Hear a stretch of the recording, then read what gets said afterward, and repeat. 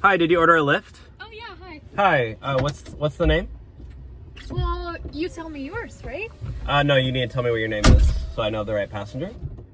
Well, can you just confirm yours first? I feel like that's safer, you know? No, it's not because you know my license plate, so you can check the plates in the back. And I just need to know your name, so that's how we verify it's the right ride.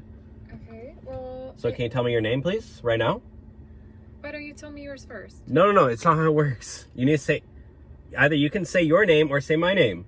Okay, Like, literally, no, like, you're the worst passenger of all time. Oh, jeez. What's your name? You're Dylan, right? Yes, literally, was it that difficult? Put your seatbelt on. Okay, you don't have Literally to be ruined my rude. day. You literally ruined my day, so. And you're ruining mine. Just sit down and don't talk anymore, okay? You're getting 1 star. What? I'm not. You better rate me 5 stars. I put up with people like you. Well, then act like you deserve 5 stars. Be nice. You remind me of my weird cousin, Larry.